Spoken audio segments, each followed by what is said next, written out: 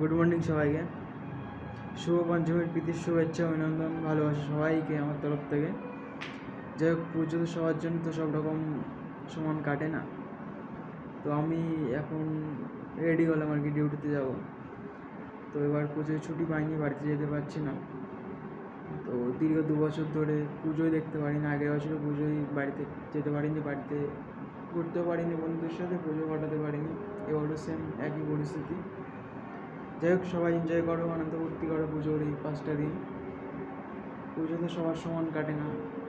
এবার পুজো করে কোনো ফিলই হচ্ছে না, ঠিক আছে। আগের বছর তো ছিলাম অন্য জায়গায়, পুজো করে দিয়ে কেটে গেছে, টেরও পাইনি। এবার বেশি দূরে না বাড়ি থেকে, মোটামুটি 5 ঘন্টা রাস্তা, এতটা দূরে রয়েছি। তবুও ছুটি পাইনি বাড়ি যাওয়ার জন্য পুজোতে। মেনেই নিতে হবে কাজ, পুরুষ মানুষের জীবনে কাজ না করলে কি আর আছে। কাজ যেটাই হোক, ছোটো বড়ো কাজ হলো কাজই, ঠিক আছে, মেনে করতে হবে।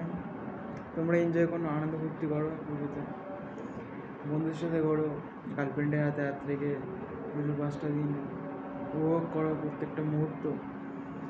তো পুজো সবার ভালো কাটুক। তো চলো, ডিউটিতে যাবো, আর কিছু কথা বলবো না, পরে আবার কোনো সময় কথা বলবো তোমাদের সাথে। Bye bye.